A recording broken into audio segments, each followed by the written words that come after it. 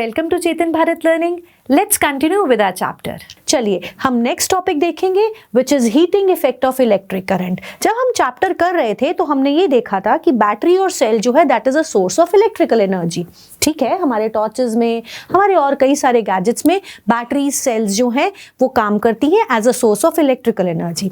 और इसी electrical energy यानी कि जब काम करना है, इलेक्ट्रॉन्स को मूव कराना है, इलेक्ट्रिक करंट सप्लाई करना है, उस दौरान ये इलेक्ट्रिक एनर्जी स्पेंड होती रहती है। And a part of it is reduced in the form of heat energy, it is dissipated in the form of heat energy. और कुछ अप्लायंसेस में this heat energy is used and this is called as the heating effect of electric current.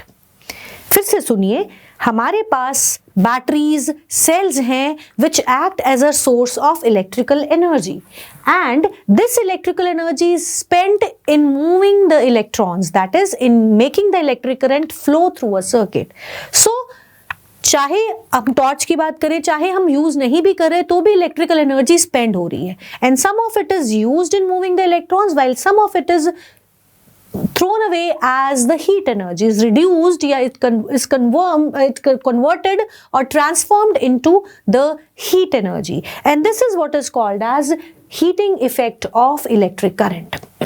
ठीक है जी, और उसके बहुत सारे examples हैं हमारे पास, electric irons, electrical heaters, electrical bulbs and so on, fans also. ठीक, तो ऐसा भी कई बार होता है फैन बहुत देर तक चलता रहे तो वो गर्म हो जाता है, राइट। सो क्यों ऐसा क्यों होता है, अप्लायंसेस क्यों गर्म हो जाते हैं? Because the heat is lost in the form of heat energy. But हम इस हीट एनर्जी को कुछ स्पेसिफिक अप्लायंसेस जो कि हीटिंग अप्लायंसेस हैं उनमें यूटिलाइज करते हैं, इसी हीट लॉस्ट को, कन्वर्जन ऑफ हीट को, conversion of electrical energy into heat energy. ठीक, so let me read this paragraph for you, जो आपकी बुक का पैराग्राफ है। We know that a battery और cell is a source of electrical energy. The chemical reaction within the cell generates the potential difference. तभी जो है in two terminals के potential difference की वजह से, सेल के टू टर्मिनल्स के पोटेंशियल डिफरेंस की वजह से इलेक्ट्रिक करंट फ्लो करता है। That sets the electrons in motion to flow the current through a resistor of system of resistors connected to the battery. So a part of the source energy in maintaining the current may be consumed into useful work, जो actual हम काम करना चाहते हैं, like fan चलना या कुछ भी और अप्लायंस का काम करना। Rest of it may be expended in the heat to raise the temperature of the gadget. We often observe that this in our daily life because once an electric fan might become hot when it is continuously used for longer time. On the other hand, if the electrical circuit is purely resistive, that is a configuration of resistors only, resistors को कोई configure करके series में या parallel में जैसे भी configuration है, they can be connected to a battery and the source energy continuously gets dissipated entirely in the form of heat. तो अगर हम एक series of resistors यूज करें electrical generators में, coils की फॉर्म में, resistors की फॉर्म में, तो यहाँ पर heat energy dissipate होगी from the electrical energy and this heat energy can be used in a number of devices such as heater, electric irons, etc. Clear? तो अब हम कैलकुलेट करेंगे कि ये हीट एनर्जी का क्या फॉर्मूला है। तो जब भी इलेक्ट्रिकल एनर्जी स्पेंड होती है, कुछ काम किया जाता है in moving the electrons in a circuit, right. So work done is equal to the energy spend in moving the charges, right? So consider a current I flowing through a resistor of resistance R. Current I है, resistance R है, potential difference V है। So the work done in moving the charges Q through a potential difference V is VQ. Work done is equal to V into Q. ये तो बहुत आसान बात है। और वर्क डन को अगर मैं कहूँ तो मैं एनर्जी भी कह सकती हूँ, energy spend, right. Work energy concept हमने छोटी क्लासेस में भी, 9th क्लास में भी देखा हुआ है, राइट। So energy या work done is equal to V into Q. The V into Q, that is the work done in moving the charge Q through a potential difference V. और अगर हम पार निकालना चाहें तो power is the rate of doing work, ठीक है ना। तो W अपॉन T यानी कि power is equal to V Q over T। But आप याद रखो, पहले पार्ट में हमने इस चैप्टर के क्या किया था, rate of flow of charges is called as electric current. तो क्या मैं इस Q बाई टी की जगह I लिख सकती हूँ? बिल्कुल लिख सकती हूँ। P is equal to VI। ये एक फॉर्मूला है जो आपका यूज होगा न्यूमेरिकल्स करने में, सॉल्व करने में, जहां हमें पार निकालनी है। So power is equal to VI। Clear? अब इसी चीज को आगे भी मॉडिफाई किया जा सकता है, where P is equal to VI। तो हम यहां पर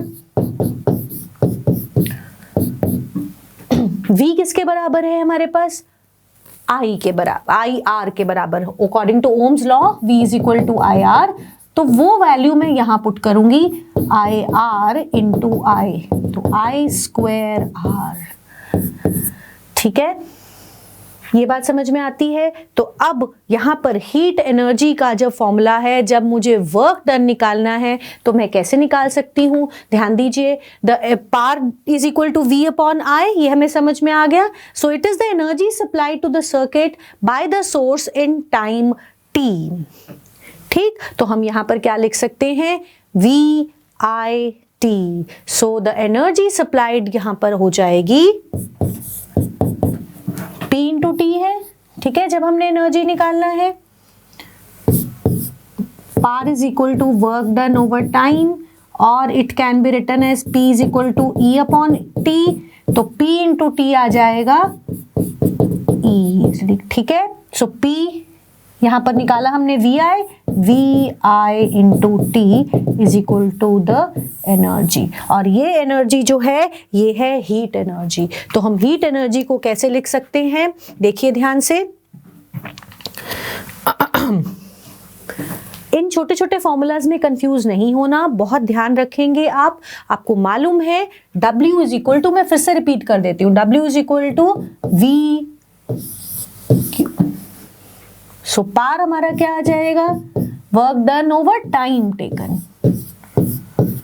Q बाई टी हमें मालूम है किसके बराबर है? I के। तो P is equal to VI।